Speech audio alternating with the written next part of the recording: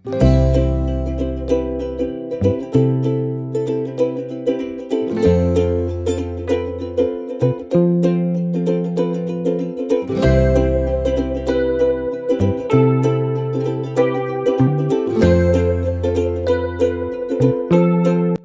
वर्ष 365 दिवस म्हणजेच 12 महिने. आज आपण या सर्वांना बाय बाय 2025 असं म्हणणार आहोत. Hello and welcome back. कसे आहात तुम्ही सगळे? आय होप की तुम्ही सगळे मस्त असाल, मजेत असाल आणि स्वतःची काळजी घेत असाल. तर चला तर मग आजच्या व्लॉगला सुरुवात करूया. व्हिडिओ जराही स्किप न करता शेवटपर्यंत नक्की बघा. लहानपणी जशी नवीन वर्षाची एक्साइटमेंट वाटायची तशी काही आता वाटत नाही. पण आता असं वाटतं की आपण या वर्षात ज्या काही चुका केल्या आणि जे काही शिकलो त्याचा परिणाम आपल्याला पुढच्या वर्षात काय होईल याचे डिसेंबर महिना येताच विचार सुरू होतं. याच वर्षात मी कुठेतरी खूप दुखावल्या गेले, कुठेतरी खूप हसले, कुठेतरी खूप रडलेसुद्धा आणि स्वतःला खंबीरपणे उभंसुद्धा केलं आणि स्वतःमधल्या ज्या काही गोष्टी आहे त्याचा उपयोग कसा होईल आणि आपण जर असंच घरामध्ये रडत राहिलो आणि काही न करता त्याचं टेन्शन घेऊन उगीच त्या निगेटिव्ह गोष्टी आपण आपल्या घरात आणत त्याच्यामुळे जर आपण वाद निर्माण करत राहिलो तर आपली लाईफ खरंच बेकार आहे आणि आपल्याला काहीतरी करायचं आहे. म्हणून मी यूट्यूब चॅनल सुरू करायचा निर्णयसुद्धा याच वर्षात घेतला आणि चॅनलसुद्धा मॉनिटाईज माझं याच वर्षात झालं. त्याचबरोबर माझं गुगल ॲडसन्ससुद्धा याच वर्षात आलं असतं आणि माझं पेमेंटसुद्धा याच वर्षात आलं असतं. पण म्हणतो ना आपण कुठेतरी आपण हलगर्जीपणा करतो आणि स्वतःच्या ज्या आवडीनिवडी आहे तिथे दुर्लक्ष करतो. दुसरी गोष्ट आपण कंटाळा करतो आणि ज्या आवडत्या गोष्टी आहे ज्यामुळे आपला कॉन्फिडन्स वाढत आहे आणि आपण कोणाला काहीतरी पॉझिटिव्ह गोष्टी सांगत आहे त्या गोष्टीकडे आपण दुर्लक्ष करतो. तर ह्या काही चुका झाल्या. चला गुगल ॲडसन आणि पेमेंट जरी नसेल आलं तरी आता मी परत स्वतःला तयार केलं की नाही, ह्या ज्या चुका आपण केलेल्या आहे मागच्या वर्षात ह्या पुढच्या वर्षात आपल्याला करायचं नाही. जे आपलं कंटिन्यू काम सुरू आहे ते आपण करू शकतो. आपलं घर सांभाळून, आपलं मूल सांभाळून हा कॉन्फिडन्ससुद्धा मला यूट्यूबने दिला आहे. झिरो कॉन्फिडन्समधून आणि घरात कोणीच यूट्यूबमधलं नसताना आणि मागे पुढे कोणाचीच कल्पना नसताना की मी यूट्यूब चॅनल सुरू करेन आणि यूट्यूबवर माझं चॅनल असेल आणि ती एवढ्या लवकर मॉनिटाईज होईल, एवढ्या लवकर मॉनिटाईज करून देणारंसुद्धा माझं हेच वर्ष आहे. आणि त्याचबरोबर जे काही छोटे छोटे बदल आहे मी माझ्या घरामध्ये करते, हे बदल करायला मला खूप आवडते आणि येत्या पुढच्या वर्षातसुद्धा मी घरामध्ये बदल करीन आणि घरासाठी ज्या काही छोट्या छोट्या वस्तू घेते त्यांनी मला खूप समाधान वाटते. घरामध्ये पॉझिटिव्हिटी येते. त्या पॉझिटिव्हिटीनेच मला एनर्जी येते की नाही आपण काहीतरी चांगलं केलं पाहिजे आणि माझ्या व्हिडिओमधून तुम्हालासुद्धा काहीतरी मोटिवेशन मिळालं पाहिजे. याच वर्षात मला काही लोक अशी भेटली की त्यांनी मला खूप प्रोत्साहित केलं आणि काही लोक अशीसुद्धा भेटली की त्यांच्यामुळे मी दुखावल्या गेली.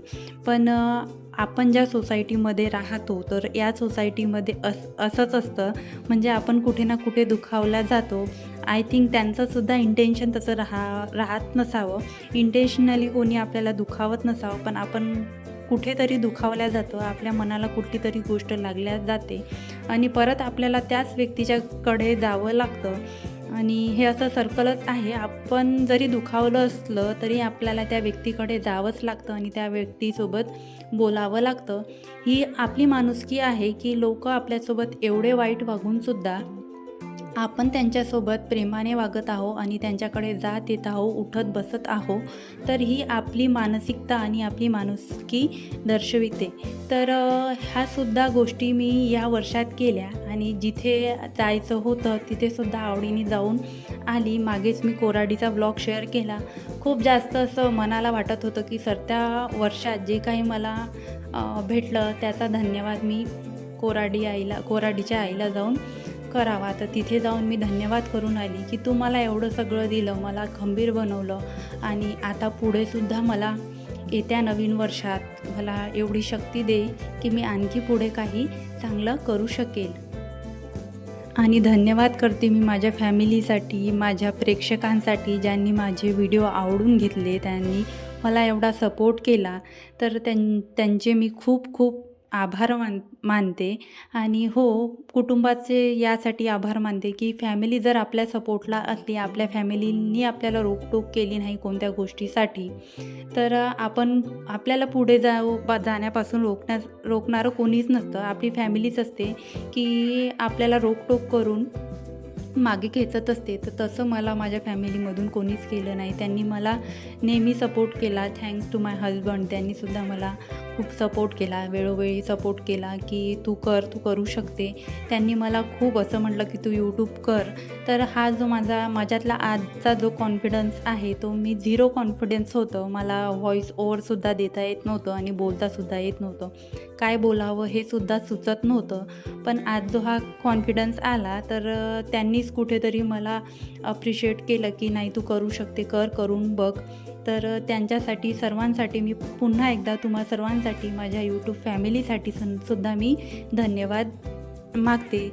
त्यासोबतच मी 2025 हे वर्ष आहे, या 2025 वर्षाचे सुद्धा धन्यवाद देते, की माझ्यासाठी एवढं काही या वर्षात माझ्या लाईफमध्ये घडलं आणि या वर्षात मी काही ना काही या सगळ्याच सर्कलमध्ये काही ना काही मी शिकत आली.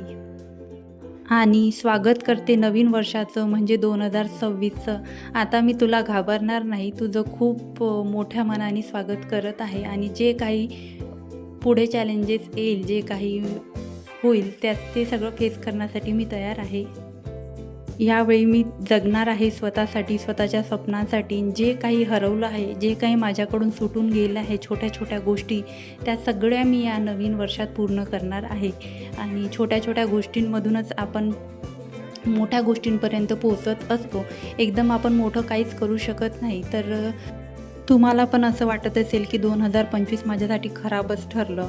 लोकं माझ्याशी असेच वागले किंवा माझ्यासोबत असं झालं, मीच का, मलाच का?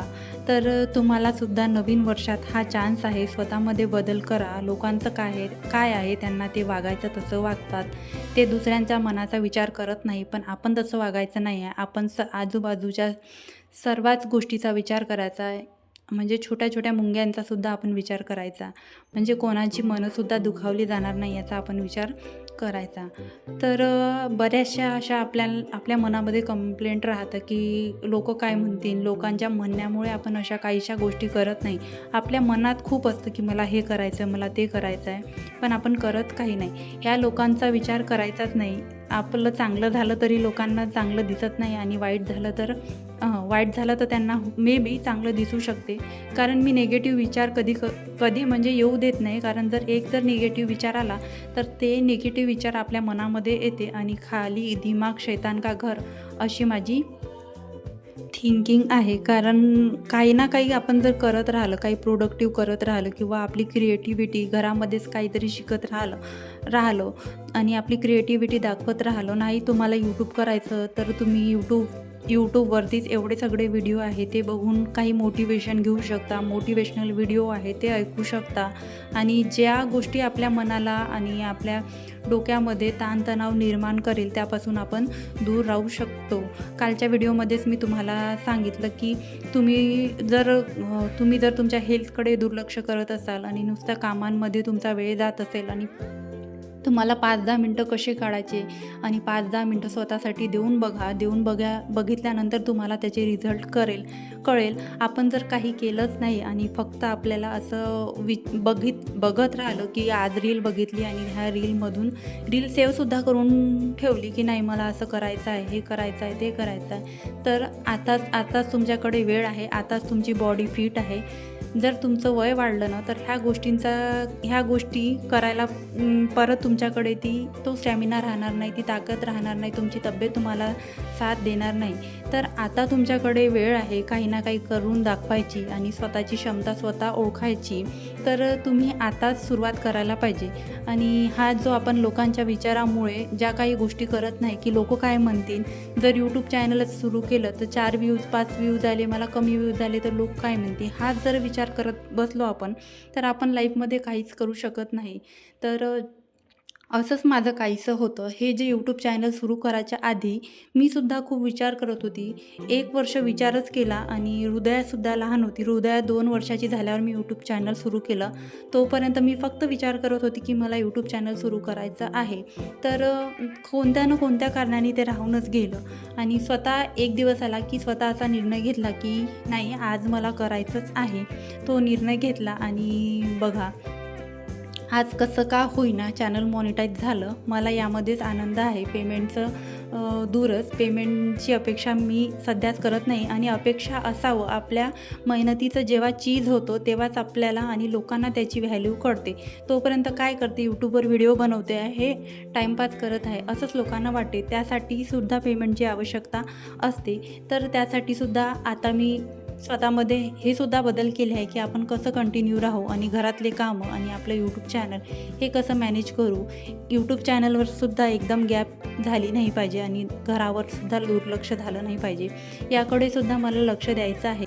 आणि हो, स्वतःकडे लक्ष द्यायचं आहे. स्वतःच्या आवडीनिवडी, माझं जे काही मागच्या वर्षात सुटून गेलं, स्वतःकडे लक्ष न देणं, स्वतःच्या आवडीनिवडी न जगणं, हे सगळं मला स्वतःला वेळ द्यायचा आहे आणि स्वतःची काळजी घ्यायची आहे. माझी तब्येत कशी चांगली राहील, सेल्फिश होऊन मला या वर्षात जगायचं आहे.